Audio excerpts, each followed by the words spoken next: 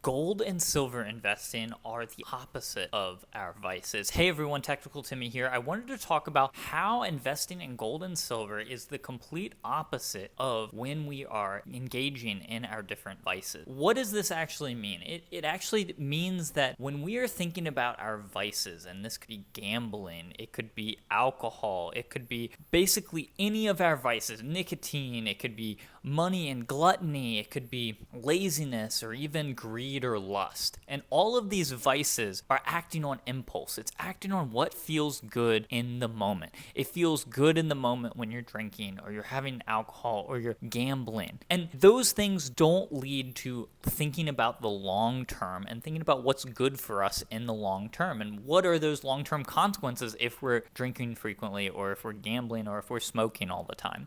Those kinds of things are the opposite of gold and silver because gold and silver investing force us to actually think about that long term. They force us to sacrifice now for gains in the future. It forces us to have that discipline and that long term planning. So it really is the opposite of some of these vices that you see before you. I've talked about in the past how going to the gym and working out is very similar to gold investing because that's one of those things where, again, it takes that discipline and that long-term planning to actually go ahead and make those gains in building your body healthier and better. Whether it's stacking on more weight or losing a few pounds, it takes time, discipline, and effort for us to turn these things into results. And that's very similar to our gold and silver investing. And it's the opposite of what happens with our vices. Our vices tend to lead us down that unhealthy lifestyle and a lifestyle that's not going to better us in the future. Oftentimes,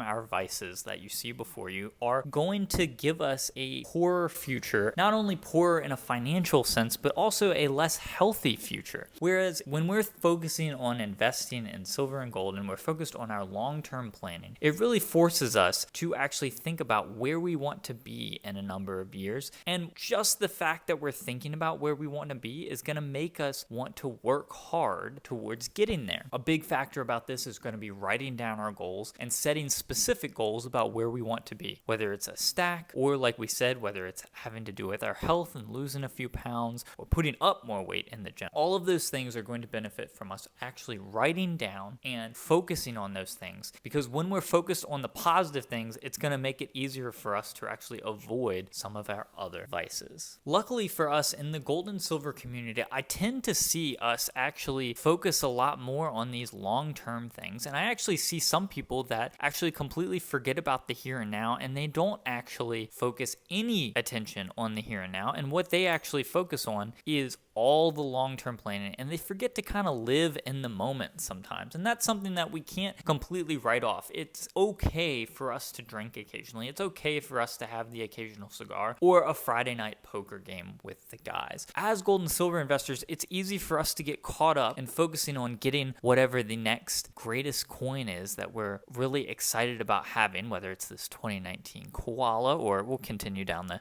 2019 road and look at this beautiful kookaburra. And we get really excited about these coins that we are collecting, and that's really good because it does incentivize us to continue to invest in these things. But we have to remember to have the here and now. That's part of the reason why I'm okay with having some of these higher premium coins, is because I just simply enjoy these coins.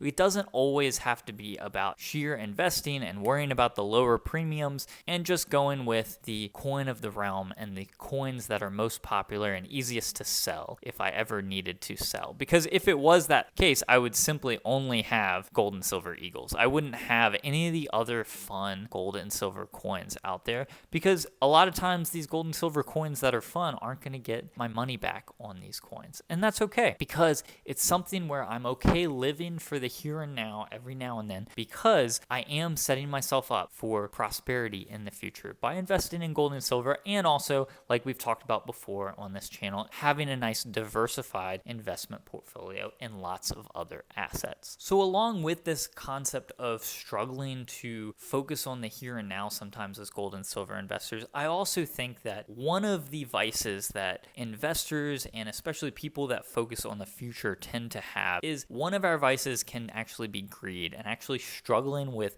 where can we actually give back in our communities and not just focus on actually just building our huge stack and sitting on it. Because in the end, does a big stack actually matter? No. What matters is the people around us and making the people around us happy and protecting the people around us, because those are the things that are going to bring us long-term happiness. And we have to remember that, hey, being greedy Scrooge McDuck doesn't actually get us anywhere towards that goal. We have to make sure we're saving time and making sure that we are taking care of those around us. And sometimes that means I'm not going to be able to afford to buy an extra gold or silver coin that month. Maybe it means taking someone out to a baseball game or a nice date and actually enjoying ourselves. Or maybe it's going on a trip this summer as opposed to simply staying at home and just saving into infinity. So I encourage you in this coming week to actually sit down and think about, are your habits actually benefiting you in the long run? And are your habits leading to your financial prosperity? Are your habits going to be something negative that's going to be affecting you in the long term?